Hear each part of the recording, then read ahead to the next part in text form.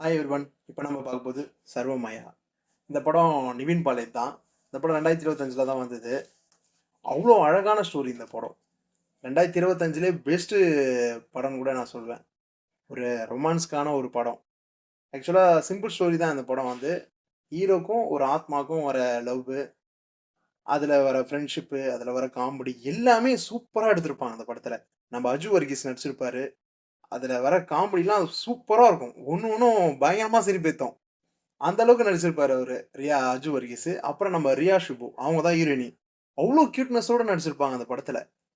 உங்களுக்கு அவ்ளோ அழகா இருக்கும். அந்த கியூட்னஸ் அவங்க சின்ன பொண்ணா இருக்கவும், அந்த கியூட்னஸ் அவ்ளோ அழகா வரும். நிவின் பாலேக்கும், ரியா ஷிபுக்கும் வர அந்த ரொமான்ஸா இருக்கட்டும், அந்த ஃப்ரெண்ட்ஷிப்பா இருக்கட்டும், எல்லாமே சரி, அவ்ளோ அழகா இருக்கும். அது எப்படி அவ்ளோ அழகா எடுத்திருக்காருன்னே தெரியல டைரக்டரு. அந்த படத்துல கான்செப்ட்ன்னு பார்த்தீங்கன்னா, அந்த அளவுக்குலாம் இருக்காது. உள்ள இன் டெப்த்தாலாம் பார்த்தீங்கன்னா. ஆனா ஃபுல் அண்ட் ஃபுல்லி படம் வந்து வேற மாரி இருக்கும். பார்த்தீங்கன்னா உங்களுக்கு.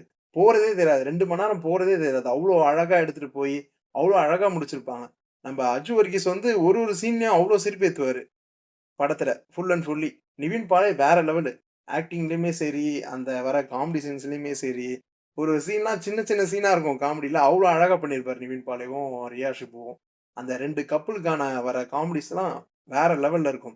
நீங்க பாருங்க, அது ஒரு மாரி ஹாரர் சீனா காட்டுற மாரி, காமெடி சீனாலாம் காட்டுவாங்க. கண்டிப்பா உங்களுக்கு பிடிக்கும். இந்த படத்த பாருங்க.